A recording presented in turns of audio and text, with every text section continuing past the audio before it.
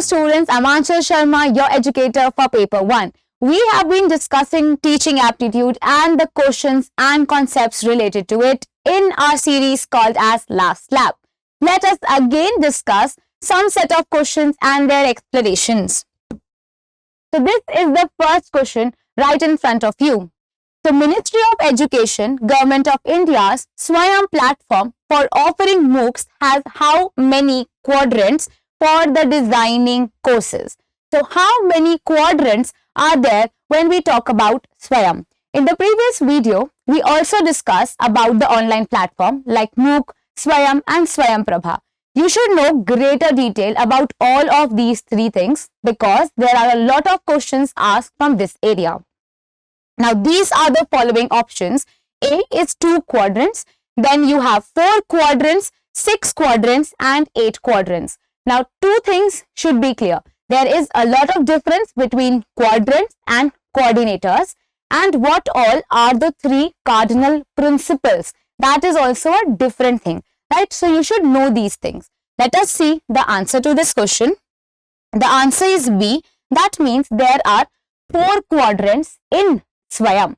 So SWAYAM is basically a MOOC platform. Whenever we talk about MOOC is the massive open online courses. So MOOC is where all the teachers and the students would interact with one another. The teacher can make their own courses, can put there. These are basically the interactive platforms where the students can study. So this is a platform. If you are left with your studies in between, you can continue it. These are massive, these are open and these are online courses. So one of these kinds is SWAYAM. SWAYAM is an Indian platform which actually gives you the chance to again carry forward or to again study whatever you have been studying, or maybe if you left your studies in between, you can continue it.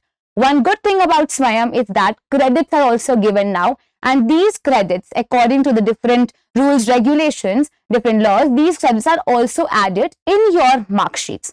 So that is why doing SWAYAM courses is good now. So as I told you, there are 4 quadrants. Let us see what all are these. First of all, SWAYAM was launched on 9th July 2017 by the Honorable Prime Minister of our country. That is, and this was an initiative that was taken by the Government of India.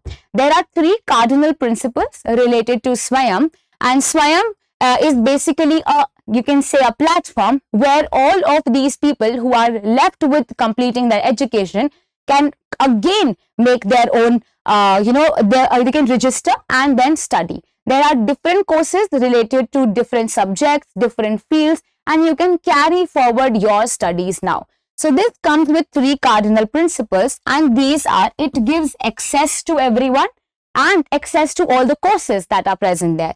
Then there is equity, that is the equal sharing and equity to and equality to everyone. Then there is quality. There is a good quality that is maintained for each content and each course that is put there. So for example, if you're coming from say English literature background, and you know that there is some course that is there on SWAYAM which is related to your course. So you can directly go do these SWAYAM courses, and these credits would then be added to your mark sheet as well. So what is this? This is if you cannot go to the colleges regularly, you can do these SWAYAM courses. So here it comes with these cardinal principles that it has accessibility, equity and quality maintenance. Then this comes with a basic objective. And what is the basic objective of SWAYAM? That it helps you learn, and this this portal would not discriminate between any class. So we know that there is a gap between rich and poor, and we have digital divide. That because we know that there is the technological gap between a rich or the people living in the urban areas as compared to the accessibility that is seen to the rural or the poor people. So this platform would help to bridge the gap so that you can make the education accessible to those who cannot appear for the exams, go to the colleges, or who cannot study going outside. So this platform would help them bridge the digital divide, and then would these students who are now becoming out of touch of their studies can again carry forward and resume their studies. So this word digital divide is very important, and it is also PYQ because UGC has asked questions related to it.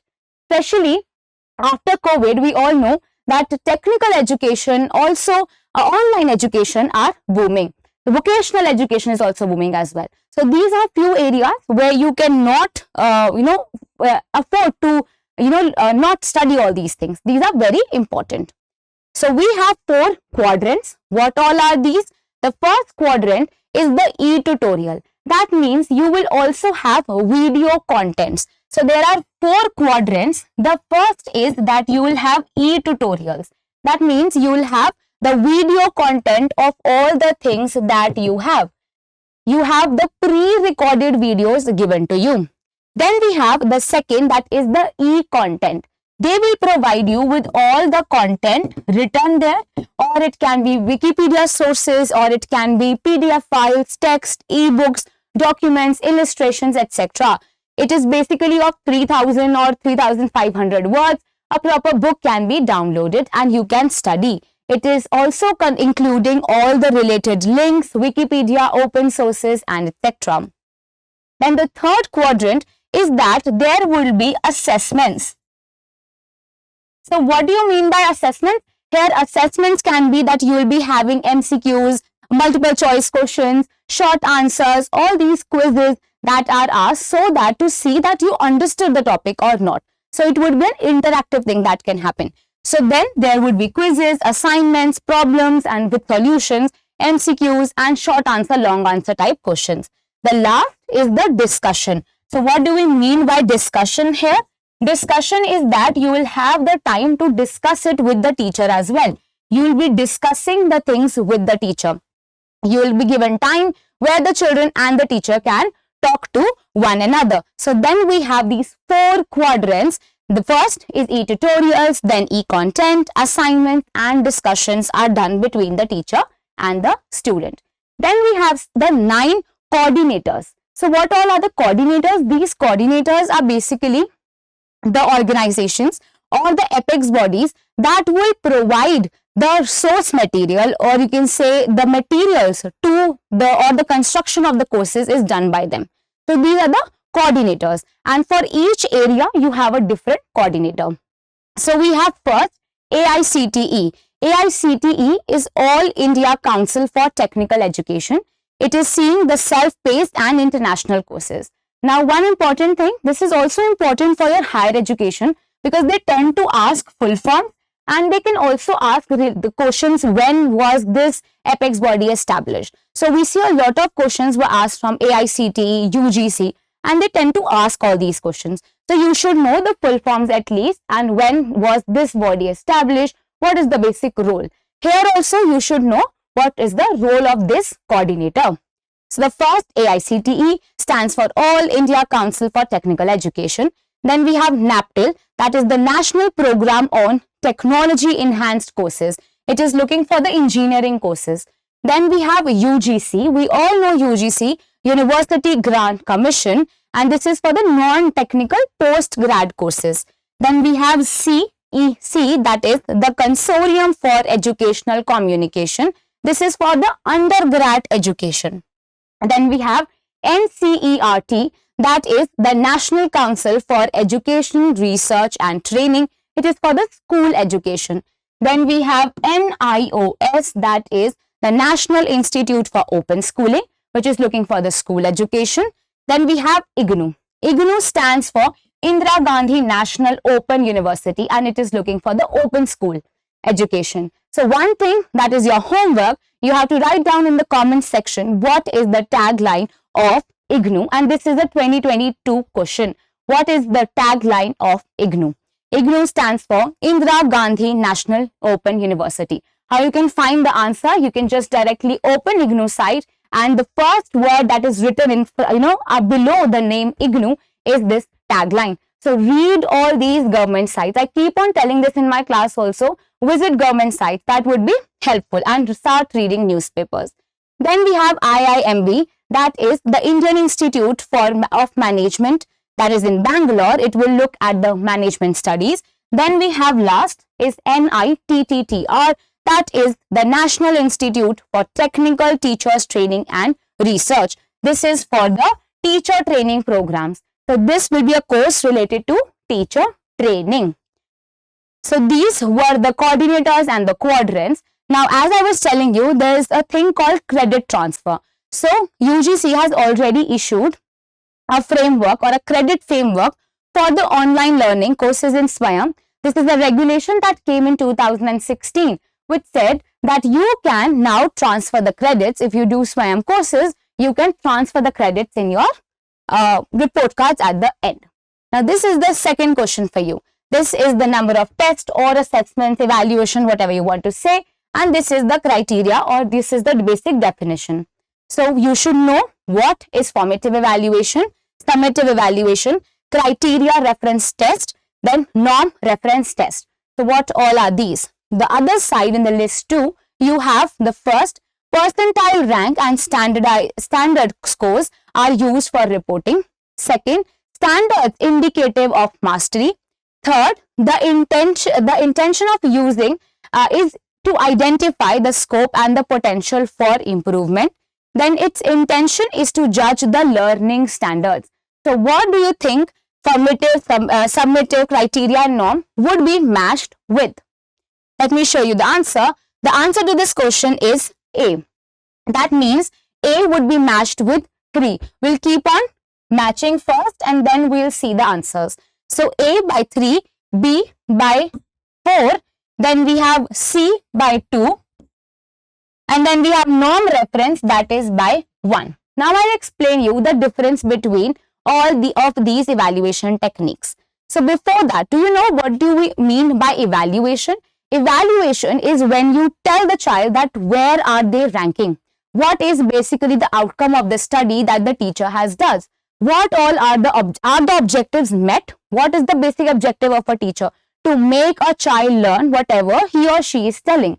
So when are the objectives met? When the child would learn those things. Otherwise, the teaching would fail. If the child do not learn all these things, then the reteaching has to be done. So evaluation is at the utmost value. It is very important that the evaluation happen. Evaluation is when, if the evaluation is not done, then the teaching is not complete. This is the basic thing. Secondly, there are 3 things that are important. First is assessment, then we have measurement. And when we add these two, we have the evaluation. So assessment plus measurement gives us evaluation. Now what is assessment? I am basically assessing you. So all the qualitative things, all the qualitative aspects of my looking at you, assessing you is the assessment. That means Ram is a bright child. That is my assessment. There was a question, there was a quiz that happened and Ram scored 10 marks. This is my measurement. When I'm allotting quantity to that particular thing, it will become measuring. The word measurement itself says that. And then at the end, we will evaluate that he stood second in the quiz. This is how you see that assessment plus measurement would give you evaluation. So evaluation comprises of assessment and measurement. Now there are different kinds of evaluation. There can be placement evaluation. Before placing you somewhere, there can be an evaluation. Like an MBA test, or you can say a CAT test for an MBA child. Then you have diagnostic evaluation. Diagnostic evaluations fall in between, where the teacher is becoming like a doctor, acting like a doctor. She is diagnosing your faults and telling you to improve them. Then comes the formative evaluation. So formative evaluation comes in the word, you see the word form. The teacher is here trying to shape you. She is trying to form you as a person. So this is a constructive feedback giving type of evaluation. Here the teacher will sit with you, tell you that you have done all these things wrong. The two things would happen. The teacher would improve herself and the student would improve. The teacher can talk to the child and then see that yes, these things are not completed. She can either change her course of action, change the way she is teaching them, or change the contents that she is teaching. Then the child can also improve herself or himself that yes, these are the few things that I'm not clear with. These are what? These are formative evaluations. They always come in between. So the IAs that you write in your exam or in your colleges are what? They are the type of formative evaluation. They come in between. Then comes the summative evaluation. As the word submit says, they are done at the end. So you cannot improve yourself now. You have already submitted. So that is summative evaluation. This is your final exam that you actually write. This is summative evaluation. You just submit and you get the score.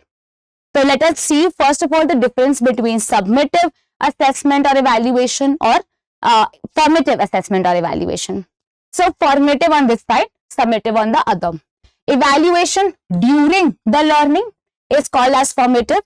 Evaluation after learning is summative. Then you have monitoring, that is the basic role of formative, and here you are allotting them ranks and grades. So this is at the end you do that. So it is summative.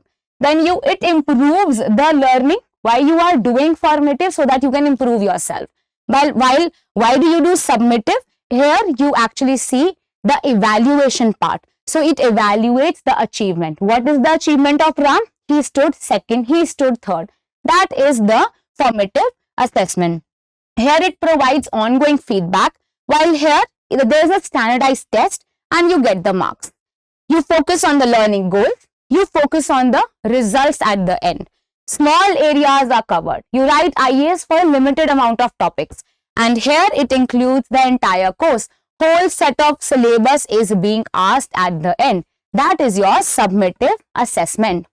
Then comes the norm reference test and the criteria reference test. So the norm reference test is basically when one person is compared with the other person. When we talk about criteria reference, here you are evaluated. Absolutely, it is the person who is evaluated, and there is always a criteria that is maintained. So I have a criteria that everyone who scores between 80 to 85 will be given A in their report cards. So this is my criteria, and I have decided this. Whenever this is the thing that you have decided already, pre-structured, then it is called as the criteria reference test. While when you allot percentages or percentile to someone, you will call it as a norm reference because you are comparing it with someone. So when I say Ram scored 85%, that is criteria. That is the criteria that we have. He scored 85%. Then if I say Ram stood second in the class, or you can say Ram scored 85 percentile. So what is all these things? I am comparing Ram with the other person. There is someone scoring third or first position. Also, how is percentile calculated? There is always one who is at the top, and then according to that, the other criteria is seen. So in your NET exam, percentile is seen. That is why you have, say for example, you have 99.99 percentile for someone who has cleared for JRF. That means he is the topper, he is someone who has scored the maximum marks, and then the others would be compared according to him. So what is this person scoring according to this A person? So that would be percentile system that is done. So normative or norm reference is what? That is percentile system. So let us see your formative evaluation. It comes with an intention that you are seeing your potential and the scope of improvement is always there. Right? So if you know A, which is also very easy, it was so easy to see, you already got the answer. As I keep on telling you, all these match the followings are very easy. If you know even one of them, you can mark the correct answer. Now let us see the summative. It is the intention is here to judge the learning scope that I have or the standards. What is your standard after you have learned everything? So this is fourth. Then you have criteria, that is what is your mastery, and I am seeing at the indicative mastery points. And the norm reference, so easy, it was so easy that directly the word was written. The percentile, rank and the standard marks were given. When you allot ranks to someone, percentile are given to someone, that is a norm reference evaluation. When you directly give them the marks, the grades, that is the criteria that you have decided. So I hope you are clear with these things. Now this question is again a statement wise question, statement 1 and statement 2. In norm reference testing of the students, test data helps us determine a student's place or rank. So in a norm reference, you give them place or you are giving them rank. when we're talking about criteria reference, the test data tells about the proficiency level. So what do you think? Are both the statements true, both false, one true and second is false, or the vice versa? Now let us see. So the right answer is A, that both the statements are true, and this is what we have discussed in the previous slide, that the norm reference testing will give you what? Will give you percentile system. It will give the students their rank and where they are placed, while your criteria will tell you how much you have scored. This will tell you your proficiency level. What is your level related to that topic? You scored 8 out of 10. All the questions were correct. 8 questions were correct. That means you know teaching aptitude. So this is your proficiency level. You are not being compared. While your UGC NET exam, you will be awarded percentile. A rank system is followed. That means A becomes the right answer. Both these statements are correct. Then what do you mean by metacognition? So metacognition comprises of which of the following skills? The first is planning, developing, monitoring, costing and evaluation. So what is the correct answer? The correct answer is A, C and E. That means planning, monitoring and evaluation. Now let us see. So planning, monitoring and evaluation are the correct. Now let us see the explanation. So we have metacognition. So what do you mean by metacognition? Thinking about the process of thinking is the word meta, right? Meta is thinking about something. So metacognition refers to the process that occurs when the learners plan, monitor and they evaluate and modify their learning behaviors. So what will be cognition? Cognition is the process of learning, acquiring the skills. And when you are thinking how to acquire skills, so the word meta also says that you are again doing that thing. So metacognition, I am thinking how to have those skills that will only be acquired when I monitor, when I evaluate and when I modify my learning behaviors. So simply put, metacognition is thinking about thinking. So when I am thinking, that I have to think, and how to think better. This is metacognition. So it refers to the process of planning, monitoring and accessing one's own understanding and one's own performance. When I keep on working, on myself, and when I decide how to work, see how to work, that is metacognition. So metacognition entails being aware of one's own thinking, one's own learning, as well as oneself. How do you think and how do you learn? That is metacognition. The words meta also means about, that you are thinking how to actually do these things. So metacognition itself means about that particular thing. Metacognition is defined as the cognition about cognition, thinking about one's own thinking. So metacognition or the meta knowledge or the metacognition is the regulation are basically 2 dimensions are seen here. You are actually thinking how to think here. Metacognitive skills should be explicitly taught to the students of all ages, including the adolescent and the adults. So this will help them to improve themselves. And this involves what? Planning. That means how to learn things. You can learn better with chunking. You can learn better when you divide things, when you learn with scaffolding, right? So that is also important. Scaffolding is actually a easiest manner to learn. You start learning from the easiest and then you go to the hardest thing. That is the maximum of learning. First of all, do easy things and then go to the hardest. Then you move from the unknown and then you have the mastery over the known facts. This is all of these things are knowing. Actually, what is it? This is how to think.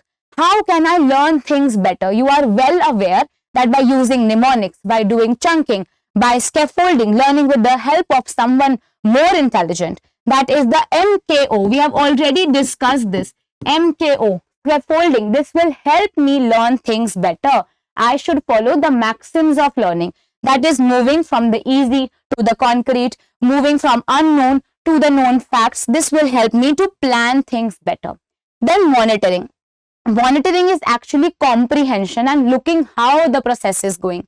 So monitoring comprehension is a process of determining whether the students understand what they are reading or not. If they realize that they can articulate the ideas in their own manner, it is they are monitoring the things. That is monitoring. A step taken to improve themselves. That is comprehension. That is planning. That is monitoring. Then we have evaluation. The primary objective of metacognition evaluation is to get the students think about such whatever they are doing. This is called as reflecting on themselves. They will reflect on themselves through self-evaluation, and self-evaluation is the best way to understand the things better. This will help the child to improve themselves, to consolidate everything, and then to learn things better, right? So in this video, and I hope these things are clear to you, in this video we discussed two most important things.